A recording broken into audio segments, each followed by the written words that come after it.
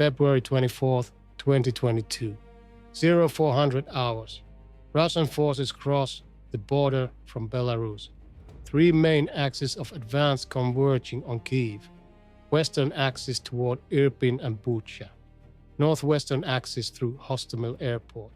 Eastern axis toward Brovary. Total forces 30,000 to 40,000 troops, hundreds of armored vehicles, massive artillery support. Objective: capture Kyiv within 72 hours. Decapitate Ukrainian government. End the war before it begins. The plan is audacious. The assumptions are catastrophic. Russian command believes Ukrainian military will collapse, government will flee, population will welcome Russian forces or remain neutral. Kyiv will fall with minimal resistance. 3 days, maybe less. The invasion would be quick, decisive, surgical. By March 25th, 1 month later, none of these assumptions remain valid. Russian forces are stalled. The 40-mile convoy north of Kyiv is stuck. Logistics are failing. Casualties are mounting. Ukrainian resistance is fierce. The 3-day operation is now week 4 of grinding warfare. And Russian command faces impossible choice. Commit more forces to Kyiv assault and risk total defeat, or withdraw and admit strategic failure. March 29th, 2022. Russia announces withdrawal from Kyiv region to focus on Donbas operations. Translation: we failed. We're retreating. The offensive that was supposed to win the war in days is collapsing after 5 weeks of catastrophic losses. But whether this was Ukrainian military victory or Russian military collapse from self-inflicted failures, or something darker involving war crimes that Russia tried to hide through retreat, determines what Battle of Kyiv actually means. And what happened in places like Bucha during the occupation will haunt this war forever. This is Iron Bullet, where we analyze the battles that change wars. Russian plan for Kyiv, pre-war assumptions. Phase 1, decapitation. Capture Hostomel Airport via airborne assault. Land heavy forces. Advance on government quarter. Capture or kill Ukrainian leadership. War ends day 1 to 2. Phase 2, encirclement. If Phase 1 fails, encircle Kyiv from west and east. Cut off supplies. Force surrender through siege. War ends week 1 to 2. Phase 3, urban assault. If Phase 2 fails, assault into city. Urban warfare. Massive casualties, but ultimately Russian numerical superiority wins. War ends by week 3 to 4. Russian command planned for phases 1 to 2. Didn't seriously plan for phase 3. Assumed war would be over before urban warfare became necessary. This assumption was catastrophically wrong. Reality that emerged, phase 1 failed. Hostomel assault partially succeeded, captured airport, but was unsustainable. Couldn't reinforce, eventually abandoned. Government didn't flee. Decapitation was impossible. Phase 2 failed.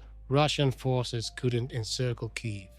Western axis got stuck at Irpin/Bucha, 10 to 15 kilometers from city center. Eastern axis got stuck at Brovary, 15 to 20 kilometers from city center. Never linked up. Never completed encirclement. Couldn't maintain siege. Phase 3 never started. Urban assault into Kyiv proper never happened. Russian forces never got close enough. Were stopped at suburbs. Could have theoretically committed more forces and tried anyway.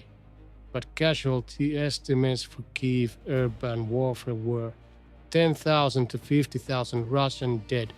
Months of fighting, possible defeat anyway. Russian command wasn't willing to pay that price, especially when phase 1 and 2 failures already proved Ukrainian resistance was far stronger than expected. So instead, retreat, disguised as focusing on Donbas, abandoning the entire northern front. Meeting the strategic objective, capturing Kyiv, was unachievable. This is catastrophic strategic failure hidden behind tactical terminology. Ukrainian defense of Kyiv forces 20,000 to 30,000 regular military, 100,000 plus territorial defense volunteers, extensive foreign volunteer presence, Western-supplied weapons, Javelin, NLW, Stinger artillery.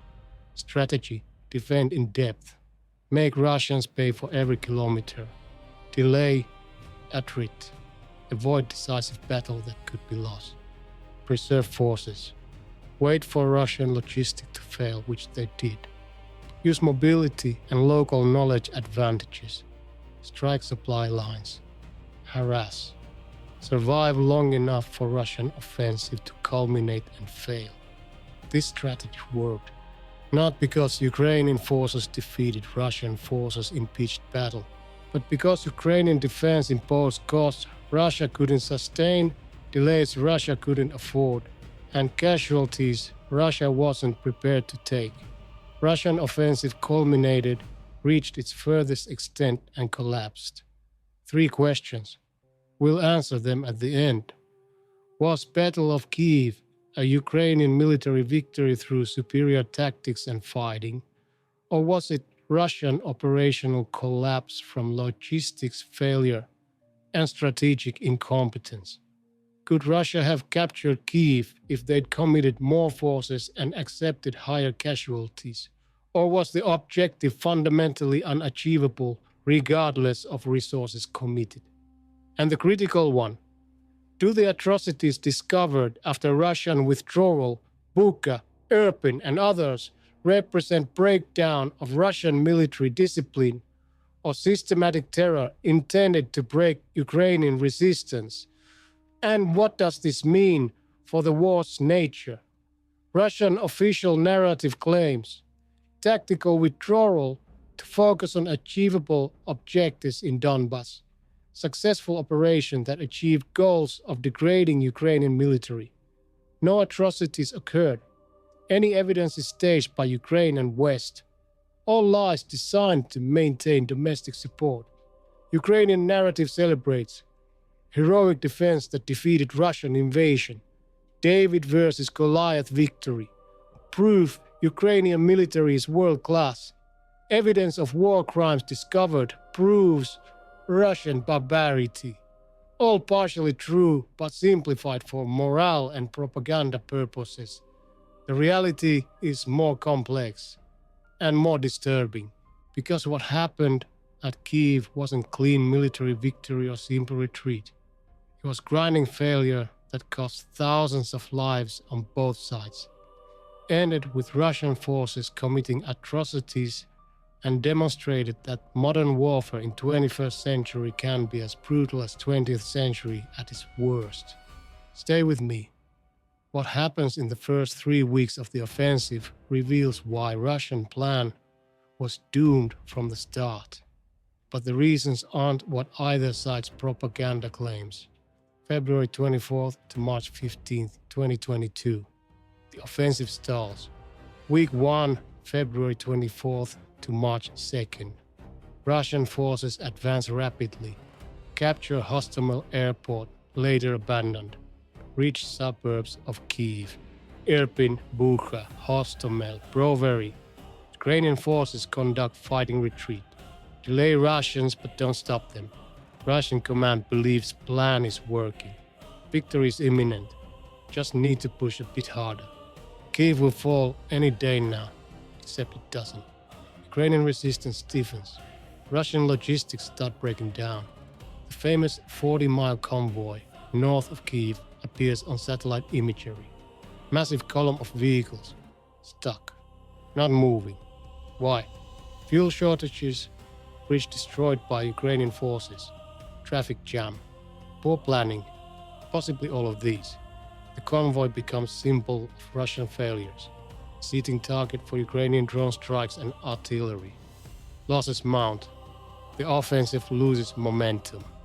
Week 2, March 3rd to March 9th, Russian forces push into Irpin and Bucha.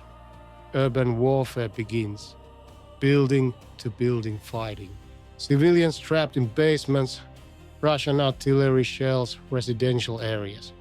Ukrainian forces fight from prepared positions. Each block is contested. Russian casualties escalate. Ukrainian casualties escalate. Civilian casualties escalate. The advance is measured in hundreds of meters per day instead of kilometers.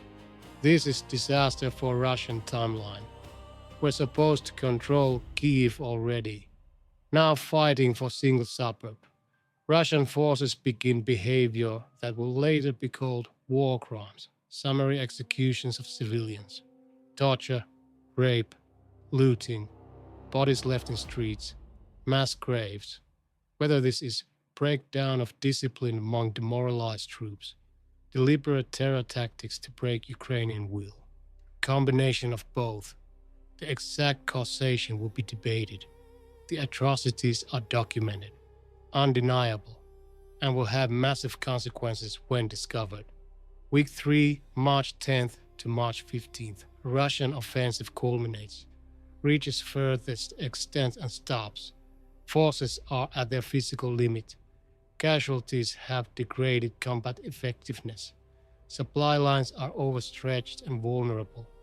Ukrainian counterattacks recapture some territory. Russian forces go on defensive in positions they attacked into. This is operational disaster. Offensive that was supposed to capture Kyiv is now defending suburbs. Can't advance further. Can't maintain current positions indefinitely. Can only retreat or commit more forces. Russian command assesses situation. Casualties 7,000 to 15,000 killed. Estimates vary. 20,000 to 40,000 wounded. 5,000 to 10,000 missing or captured. Equipment losses 500 plus armored vehicles, 100 plus aircraft and helicopters, massive ammunition expenditure. Progress 10 to 20 kilometers from Kyiv city center. Stalled completely. Not advancing. Can't encircle. Can't assault into city. Can't maintain siege indefinitely due to logistics. Options 1. Commit more forces, push harder, accept 10,000 plus more casualties to maybe capture Kyiv in 2 to 4 weeks of urban warfare. 2. Maintain current positions, try to besiege Kyiv, hope Ukrainian forces collapse, unlikely. 3. Withdraw, admit failure, pivot to different strategy. Russian command chooses option 3, but slowly, reluctantly. Over 2 weeks of deliberation while forces continue taking casualties. The retreat will begin March 29th, but decision is effectively made by mid-March. The offensive has failed. Just a matter of admitting it.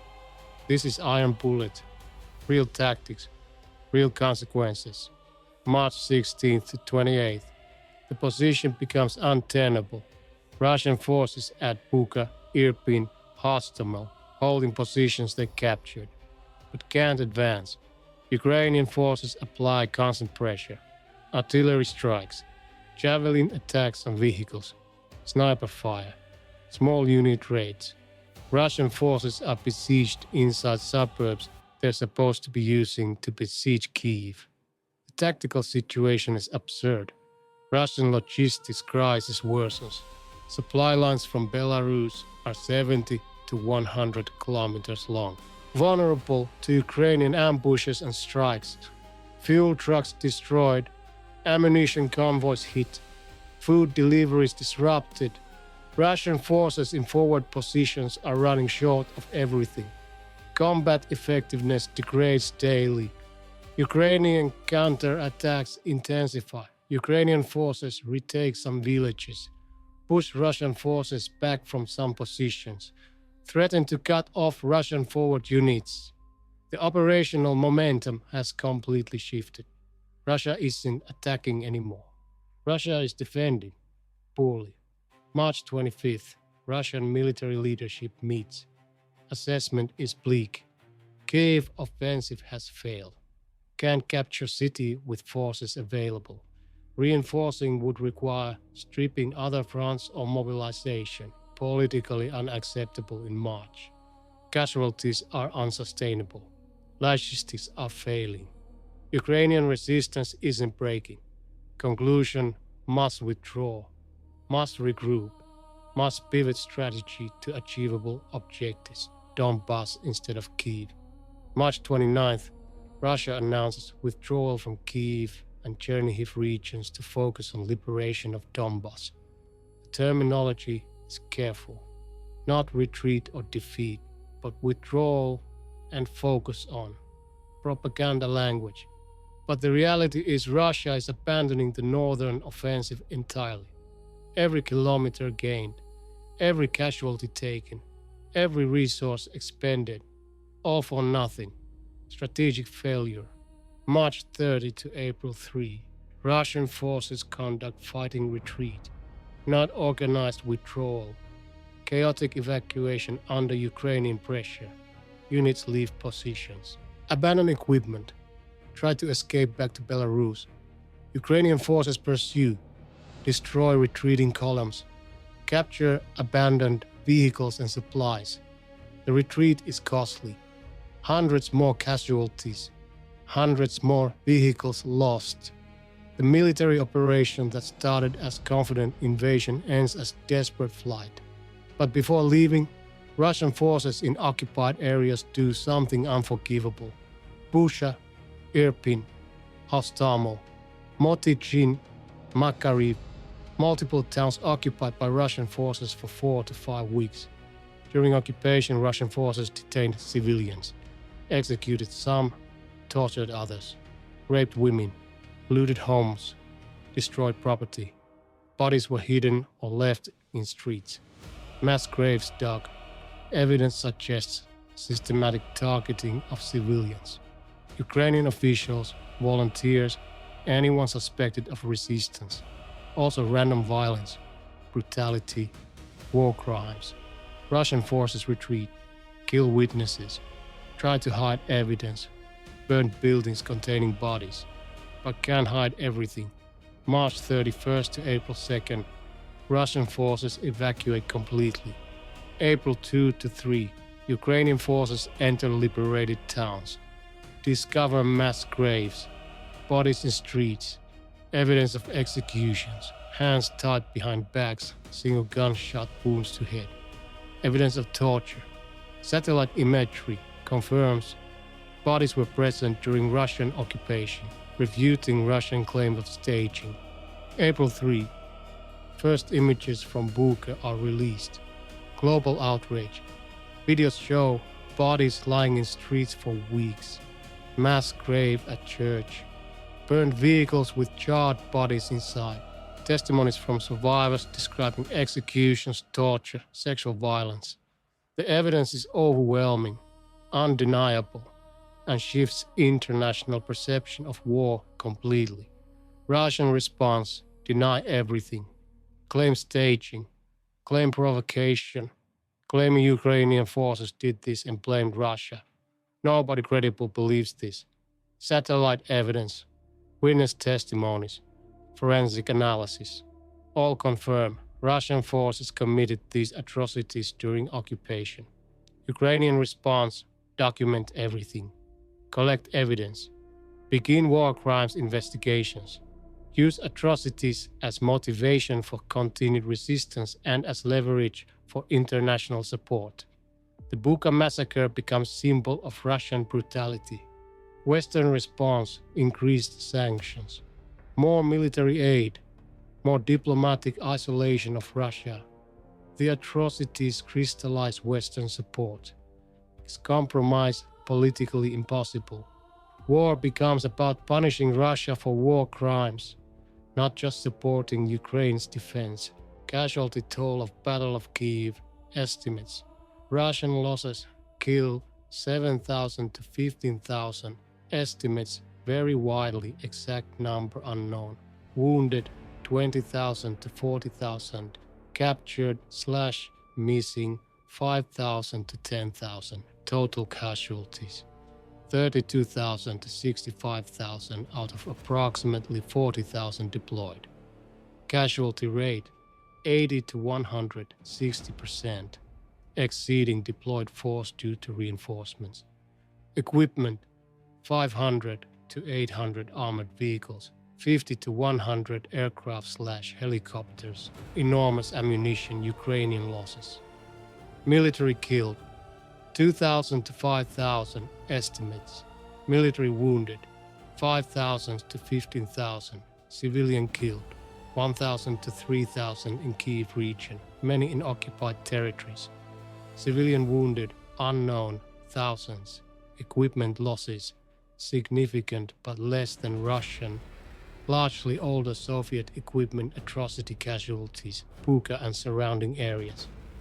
Civilian executions: 400 to 1,000 plus document. Additional missing: hundreds more, possibly killed and hidden. Rape victims: dozens documented, likely many more unreported. Total affected by atrocities: thousands directly, tens of thousands indirectly. Strategic outcome: Russian failure. Ukrainian survival, but at enormous cost to both sides. Which factor most ensured Russian failure at Kyiv? A. Ukrainian military competence. B. Russian logistical collapse. C. Strategic impossibility of mission. The answer reveals whether this was winnable for Russia. Keep watching, and let's answer the three questions now. Was Battle of Kyiv a Ukrainian military victory or Russian operational collapse? Both, mutually reinforcing. Ukrainian military competence forced Russian forces into situations where their logistical and tactical failures became fatal. Russian failures created opportunities Ukrainian forces exploited. Ukrainian contributions to victory: effective defense in depth, slowing Russian advance; successful attacks on supply lines crippling Russian logistics; good use of terrain and urban environments; effective employment of Western anti-tank weapons; high morale and motivation sustaining resistance; leadership remaining in Kyiv; boosting national resistance; Russian contributions to their own defeat; catastrophic intelligence failure; assumed Ukrainian collapse; inadequate logistics for operation of this scale; poor combined arms coordination; underestimating enemy capabilities and will to fight; overextended supply lines vulnerable to interdiction; tactical mistakes enabling Ukrainian ambushes and counterattacks; command and control failures preventing effective response to setbacks, neither alone sufficient. Ukrainian military couldn't have won if Russian military was competent. Russian failures wouldn't have mattered without Ukrainian forces exploiting them. The victory is shared achievement of Ukrainian action and Russian failure. Both necessary, together sufficient. Could Russia have captured Kyiv with more forces and higher casualties? Possibly, but probably not at acceptable cost, and possibly not at all depending on assumptions. Scenario: Russia commits 100,000 troops instead of 40,000. Accepts 20,000 to 50,000 casualties. Commits to months of urban warfare. Destroys Kyiv like Grozny, Chechnya, or Aleppo, Syria. This might work militarily. Overwhelming force. Willingness to take casualties. Willingness to level city. Could eventually capture Kyiv, but cost one. Casualties would be enormous. 20,000 to 50,000 killed. 50,000 to 150,000 wounded. This requires mobilization, politically impossible in February 2022. Would break Russian military's professional force. Would create domestic political crisis. Cost 2. Time. Urban warfare takes months. 2 to 6 months of sustained assault. During this time, Russian forces elsewhere vulnerable. Ukrainian forces in rest of country free to reorganize. Western support escalating. International sanctions increasing. Every month Russia spends on Kyiv is month getting weaker overall. Cost 3. Destruction. Leveling Kyiv kills tens of thousands of civilians. creates humanitarian catastrophe, destroys city Russia claims to be liberating. International response would be catastrophic, makes any political settlement impossible, cause for insurgency. Even if Russia captures Kyiv and kills/captures government, Ukrainian resistance doesn't end. It goes underground, becomes insurgency. Russia must occupy hostile country of 40 million people. This is unwinnable long term. Therefore, could Russia have captured Kyiv, maybe militarily? Could Russia have held Kyiv and won war? No, the strategic objective was flawed from start. Capturing Kyiv doesn't end Ukrainian resistance, doesn't make Ukraine accept Russian rule, just makes Russia an occupier of hostile population. This is unwinnable regardless of initial military success. The operation was strategically impossible. More forces and higher casualties just change who dies and where. Don't change ultimate outcome of Russian failure. And the critical question, do Bucha atrocities represent breakdown of discipline or systematic terror? Probably both. But determining exact causation is difficult and somewhat missing the point. Both explanations indict Russian military and government. Evidence for breakdown of discipline. Inconsistent patterns. Some units committed atrocities, others didn't. Random violence, looting, rape, killing without clear tactical purpose. Young conscripts with poor training and supervision. Demoralized troops venting frustration through violence. Command and control.